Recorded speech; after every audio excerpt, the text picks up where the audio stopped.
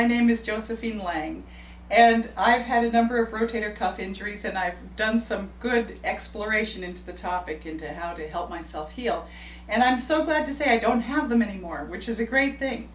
Now, I've done an earlier video on rotator cuff, and I just wanted to share with you a couple of other little tips to help you to do your healing with your rotator cuff. So when you have your arm in a sling, such as this one, it's a little tricky to get a sling on, but I talk about it in the last one, how to actually get it on safely. But for now, my arm is not injured, so it's easy to get this on. So I just wanted to demonstrate this one last thing, that it's awfully nice to have a small, soft pillow to tuck into your underarm, to just leave like that, hanging there. Because with this small pillow there, it helps your shoulder to be a little bit separated from the rib cage, which does help us to prevent that frozen shoulder problem that can sometimes happen while healing a rotator cuff. So that's one little tip. Another little tip that I like to use is some sort of a cold pack. I like this soft, flexible type, and I'll take a dish towel that is long enough to be able to accommodate it, and I'll fold it up into a couple of folds, put that on there, and then I can go ahead and lay that ice pack right on wherever I want to have it and actually tie it into place. So this would be when I'm in bed or when I'm reading or something like that. Just makes it a lot easier to get the ice pack in spot. So you can actually tie it into place and then just leave it there, or you can be, moving around the house or whatever. Of course, you do it a little nicer with a firmer knot, but just to get the idea. Then as well, when you're in bed at night, and that thing gets to hurting so bad, and what I have found really helps is to search around in the area near where the injury is. There's going to be some sort of muscles that are in spasm. And so I'll look around for something that's really sharp, a sharp pain, and then I'll just give it a little pressure and then back off and wait until I feel a little tiny pulse in that area. And then I'll search around for another area that's sort of sore.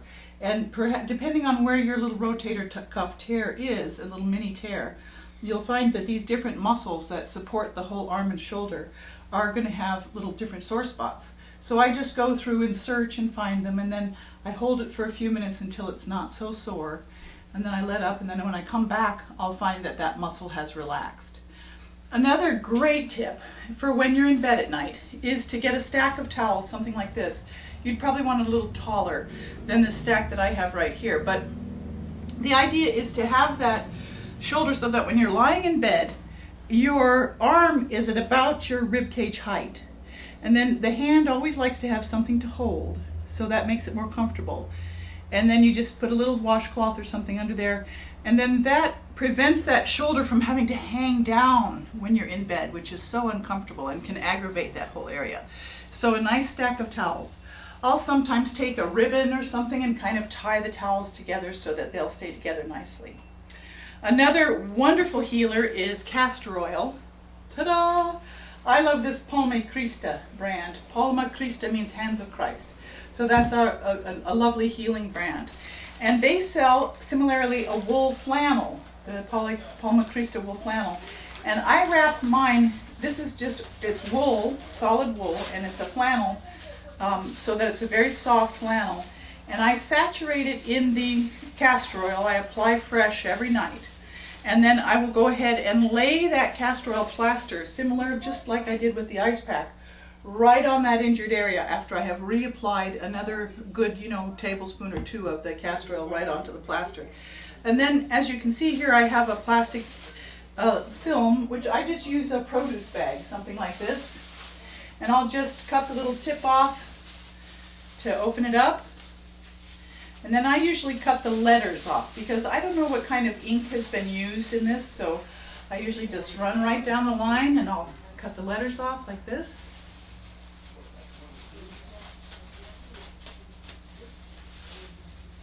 And then you'll get the picture from that. And then you can use that to wrap that around your castor oil plaster so that it doesn't get on the bedclothes, it doesn't get on your pillows and whatnot. And then I do a little extra protection. I have an old cloth that I don't mind getting greasy, and I just lay that right over the whole thing. And that way, that's a nice snuggly way to keep your injury healed and yet getting a nice castor oil plaster treatment, which castor oil is wonderful for healing. And then lastly, I like to do several exercises. So the exercises that really help to prevent a frozen shoulder are to hang down and allow this arm that has been injured to dangle. And what I do is I just try to get a little bit of a swinging motion going with it so that it moves without, this is like a passive movement. I'm swinging by moving my body to get the swinging to happen.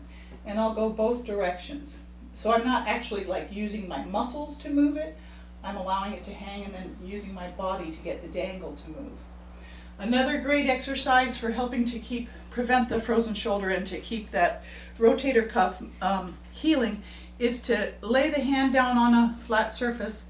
This is supported so there's no active movement of that muscle. And I just turn the palm up, turn the palm down. Turn the palm up, turn the palm down.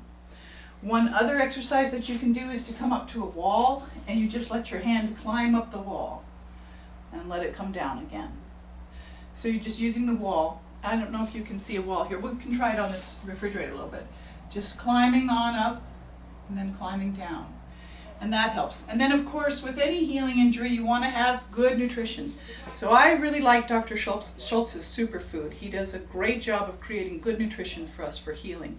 And so some sort of nutritional supplements so that you can have all the energy that you need to heal your body. So I hope that's been of help for you. Please check out my website. It's www.stepintomagic.com. Thanks so much for listening. Bye for now.